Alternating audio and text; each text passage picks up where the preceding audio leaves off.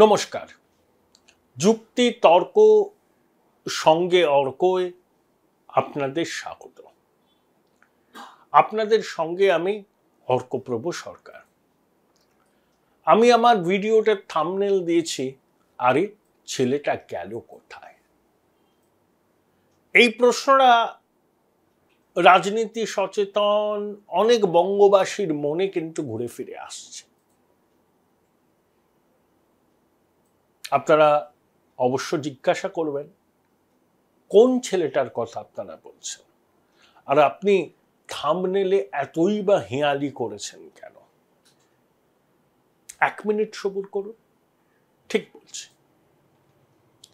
এই ছেলেটি খুবই প্রভাবশালী, তিনি এয়ার অ্যাপারেন্ট, বয়স 36-37-এর কোঠায়, চোস্ত ইংরেজি হিন্দি বলেন, বৈভবের আস্ফালন করতে অভ্যস্ত। যখন তিনি রাস্তাঘাট দিয়ে যাতায়াত করেন, অনেকের মনে হতে পারে বোধহয় কোনো রাষ্ট্রনেতা রাজ্য সফরে এসছে। এবার আপনি নিশ্চয়ই বুঝতে পারছেন যে আমি কার কথা বলছি। তিনি হলেন আমাদের প্রিয় ছোটবাবু এয়ার অ্যাপারেন্ট। লোকসভা নির্বাচনের ফল প্রকাশের পর সমাজ মাধ্যমে তিনি বিরতির কথা জানিয়েছিলেন, কিন্তু এখন তো সময় হয়ে গেল একথা বলার। ফিরে আসছি বিরতির পর। তিনি কবে ফিরবেন? বাইপাস সংলগ্ন একটি বেসরকারি হসপিটালে তার একটা ছোট্ট অস্ত্রোপচার হয়। তারপর তিনি দিল্লিতে গিয়ে সংসদে শপথ নেন। তার ফোন থেকে রাহুল গান্ধী মমতার সঙ্গে কথা বলেন। ডেরেক ওব্রায়ানকে নিয়ে অখিলেশের বাড়িতে যান, মুম্বাইতে উড়ে গিয়ে শরদ পাওয়ারের সঙ্গে দেখা করেন। তারপর তিনি আমেরিকা চলে যান। সম্ভবত চোখের একটা সমস্যায় অভিষেক অনেকদিন ধরে ভুগছিলেন। তার যে অ্যাক্সিডেন্টটা হয়েছিল সেটা খুবই গুরুতর। তার চোখে একটা বড় রকম আঘাত লেগেছিল। তো দুবার অপারেশন হয়, ডাক্তারকে দেখান আমেরিকায় বিখ্যাত হসপিটালে। হয়তো ডাক্তার আবার চেক আপের জন্য যেতে বলেছেন, তাই তিনি গেছেন। প্রশ্ন হলো, এখনো কি সেই চেক আপের পর্ব চলছে? মানে চেক আপের পর্ব শেষ করে তিনি কি বিশ্রামে আছেন, নাকি তিনি আমেরিকা থেকে অন্য কোনো এক্সোটিক প্লেসে গেছেন? তিনি কি একা গেছেন, নাকি তার পরিবারের সদস্যরাও তার সঙ্গী হয়েছে? এইসব বিষয়গুলো এখনো খুব পরিষ্কার নয়। It is shrouded in mystery. এমনকি তৃণমূলের অভিষেক ঘনিষ্ঠ নেতারা, মন্ত্রীরাও জানেন না তার ওয়্যারঅ্যাবাউটস। কবে তিনি ফিরবেন, নানা রকম তারিখ নিয়ে জল্পনা কল্পনা চলছে। 18, কেউ বলছেন 18ই জুলাই, কেউ বলছেন 19শে জুলাই, অনেকে বলছেন 21শে জুলাইয়ের মঞ্চে তিনি থাকবেন, বক্তৃতাও করবেন। আবার অনেকে বলছেন না একদমই নিশ্চিত নই, হতে পারে তিনি ভার্চুয়াল মাধ্যমে বক্তব্য রাখবেন। 16ই জুলাই রাত্রের দিকে আমি অভিষেক ঘনিষ্ঠ এক মন্ত্রীর সঙ্গে দীর্ঘক্ষণ গল্প করছিলাম। তাকেও জিজ্ঞাসা করলাম যে কি ব্যাপার, অভিষেক কবে আসবে, কি তার রণকৌশল। সেই মন্ত্রীও আমায় বললেন, দেখো ভাই, বিশ্বাস করো, তোমাকে গোপন করছি না, আমাদের কাছেও কোনো খবর নেই। তবে এইটুকু জানি, ও আসবে, 2-1 দিনের মধ্যেই আসবে। তাহলে এই দীর্ঘ বিরতি, তারপর ফিরে আসছি বিরতির পর। দেখুন, আমি অভিষেকের তো ভক্ত নই। তৃণমূল কংগ্রেসের সমালোচনা আমি মনে করি সাংবাদিক হয়ে যেটা করা উচিত সেটা করি। তবে তৃণমূল কংগ্রেস, অভিষেক, কারোর প্রতি আমার কোনো প্যাথোলজিক্যাল বিদ্বেষ নেই। তৃণমূল কংগ্রেস যে সাফল্য পেয়েছে, সেই সাফল্যের পিছনে অভিষেকের ভূমিকা অনস্বীকার্য। 2019 সালে লোকসভা নির্বাচনে বিজেপি যখন এই রাজ্যে 18টা আসন পেয়ে 2021-এ বাংলায় মসনদ দখলের স্বপ্ন দেখা শুরু করলো, তখন অভিষেকই আইপ্যাককে রোপ ইন করেন। প্রশান্ত কিশোর আইপ্যাক থেকে বেরিয়ে গেছেন, প্রতীক জৈন আছেন। আইপ্যাক কার্যত সমান্তরাল দলীয় সংগঠন চালায় এবং আইপ্যাকের চোখ দিয়ে এবং আইপ্যাকের ফিডব্যাকের উপর নির্ভর করে অভিষেক অনেক সাংগঠনিক রদবদল করেন এবং নির্বাচনে টিকিট পাওয়ার ক্ষেত্রে আইপ্যাকের রেকমেন্ডেশনের গুরুত্ব সর্বাধিক। এটা যারা তৃণমূল কংগ্রেস করেন তারা সকলেই জানেন। এমনকি সৌমিত্র খান পর্যন্ত বলেছেন যে অভিষেক ইলেকশন ম্যানেজমেন্টটা খুব ভালোভাবে করেছেন। অভিষেক চাননি যে সুদীপ বন্দ্যোপাধ্যায়, কল্যাণ বন্দ্যোপাধ্যায়, সৌগত রায়, মালা রায় টিকিট পান, কিন্তু মমতা তাদের টিকিট দিয়েছেন। অভিষেক তাদের প্রচারে যাননি। আপনাদের মনে আছে যেদিনকে ফলাফল বেরোলো, দলের রাজ্য সভাপতি সুব্রত বক্সী আবেগমথিত কণ্ঠে অভিষেকের প্রশংসা যখন করছিলেন, তখন মমতা বললেন, না না, একজনের কথা বলতে হবে না, এটা দলগত এফর্ট। অভিষেককে পাশে দাঁড় করিয়ে রেখে বৃদ্ধ সুদীপ বন্দ্যোপাধ্যায়কে মমতা লোকসভার দলনেতা করলেন।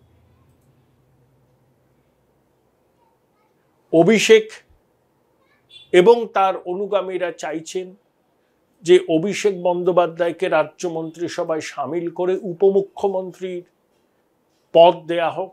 মমতা বন্দ্যোপাধ্যায় রাজি নন। মমতা বলেছেন অভিষেক প্রয়োজনে ক্যাবিনেটে যোগ দিতে পারে, গুরুত্বপূর্ণ মন্ত্রক পেতে পারে, কিন্তু উপমুখ্যমন্ত্রী হিসাবে তিনি কাউকে নিয়োগ করবেন না। কারণ মমতা জানেন যে মুহূর্তে অভিষেক উপমুখ্যমন্ত্রী হিসাবে ক্যাবিনেটে যোগ দেবেন, প্রশাসনিক ক্ষমতার একটা বড় অংশ মমতার হাত থেকে চলে যাবে। মুলায়ম অখিলেশের অভিজ্ঞতা মমতা জানেন। Join Indian Institute of Hotel Management now. Right choice, right decision.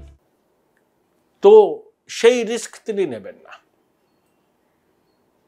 তিনি আর ক্ষমতা ছাড়তে চান না, তার এয়ার অ্যাপারেন্টের হাতেও চান না আপাতত।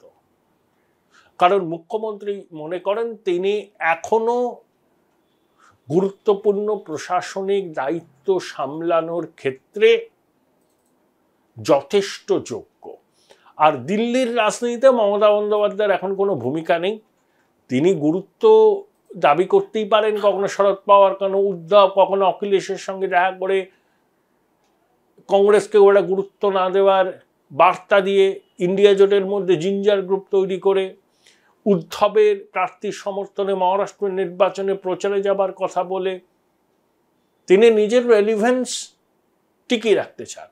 কিন্তু মমতা নিজেও জানেন যে এই মুহূর্তে দেশের রাজনীতিতে তার কোনো উল্লেখযোগ্য ভূমিকায় অবতীর্ণ হওয়ার সুযোগ নেই, তাকে পশ্চিমবঙ্গের রাজ্যপাল সামলাতে হবে। তাই এই মুহূর্তে তিনি ক্ষমতার ভাগ তার এয়ার অ্যাপারেন্টের হাতে দিতেও রাজি নন। তিনি বরঞ্চ গাজর ঝুলিয়ে লিখেছেন যে এনডিএ সরকার পড়ে যাবে, ইন্ডিয়া সরকার হবে, সেখানে অভিষেক গুরুত্বপূর্ণ মন্ত্রকের মন্ত্রী হবে। কিন্তু অভিষেকও জানেন যে এই মুহূর্তে এই এনডিএ সরকার পড়বে না, বরঞ্চ ইন্ডিয়ার শরিকরা কয়েকজন ভেগে গিয়ে এনডিএতে যেতে পারে। তাহলে অভিষেক শুধু সর্বভারতীয় সাধারণ সম্পাদক, এমনকি লোকসভার দলের নেতাও নয়। আইপ্যাকের ভূমিকা এবং অভিষেকের ইলেকশন ম্যানেজমেন্ট কে কৃতিত্ব না দিলে ভুল হবে। কারণ তৃণমূল কংগ্রেসের এই সাফল্যের পিছনে আইপ্যাকের ভূমিকা আছে, অভিষেকেরও ভূমিকা আছে।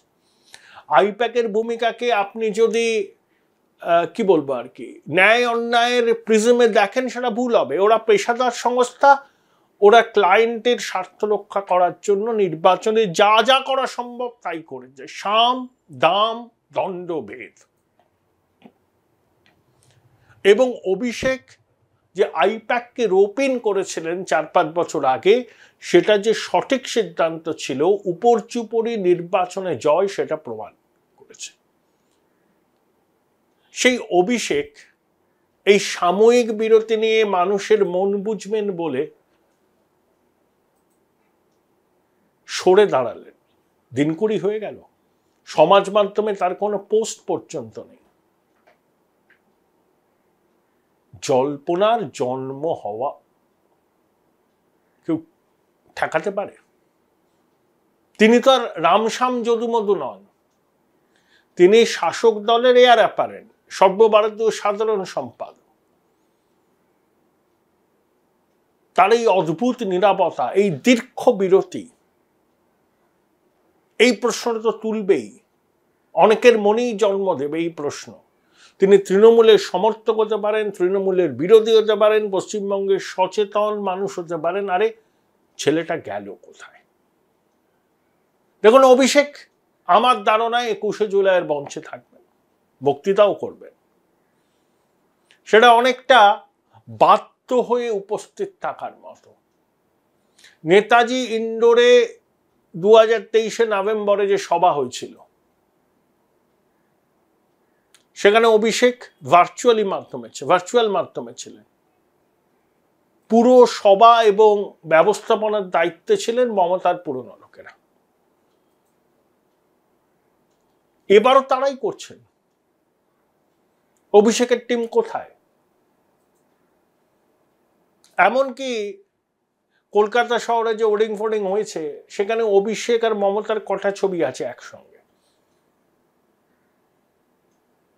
কয়েকটা থাকতে পারে, কিন্তু অন্য নেতাদের ছবি অনেক বেশি আছে। মমতা বন্দ্যোপাধ্যায়ের তো আছেই, কিন্তু অন্য নেতাদের ছবি অনেক আছে।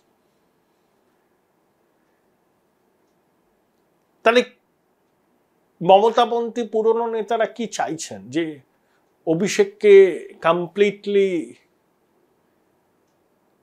পাশে সরিয়ে রেখে তারা দল আর সরকার চালাবেন? দেখুন, কলকাতার মহানাগরিক ববি হাকিম মুর্শিদাবাদে গিয়ে 21শে জুলাইয়ের সমর্থনে যেসব কথা বলেছেন, মানে প্রচার সভায়, আমার মনে হয় ববি হাকিম তার চেয়ারের গুরুত্বই ভুলে গেছেন। ওই চেয়ারে নেতাজি বসেছিলেন, সিআর দাস বসেছিলেন। ওই চেয়ারে বসে এমন এমন মন্তব্য তিনি বিগত 2-3 সপ্তাহ ধরে করছেন, আমার মনে হয় যে দলের মধ্যে প্রবল চাপের মধ্যে পড়ে ববি হাকিম শেষ পর্যন্ত নিজের উপর নিয়ন্ত্রণটা হারিয়ে ফেলেছেন। আবার তিনি শুনছেন যে মুখ্যমন্ত্রী প্রিয় কানন যোগ দেবে তৃণমূলে, যদি তার মেয়র পদ চলে যায়, যদি তিনি আর পুরমন্ত্রী না থাকতে পারেন। আশঙ্কা দোলাচলে রয়েছেন ববি হাকিম। কানন,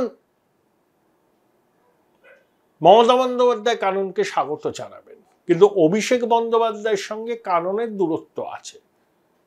যদিও ববি হাকিমকে কাট্টু সাইজ করতে আপাতত কাননকে কাজে লাগাবার বিষয়ে উদ্যোগী হতে পারেন অভিষেক। তারই বার্তা নিয়ে হয়তো কুণাল ঘোষ গিয়েছেন, অনেক কিছু হতে পারে। কিন্তু Abhishek is conspicuous by his absence.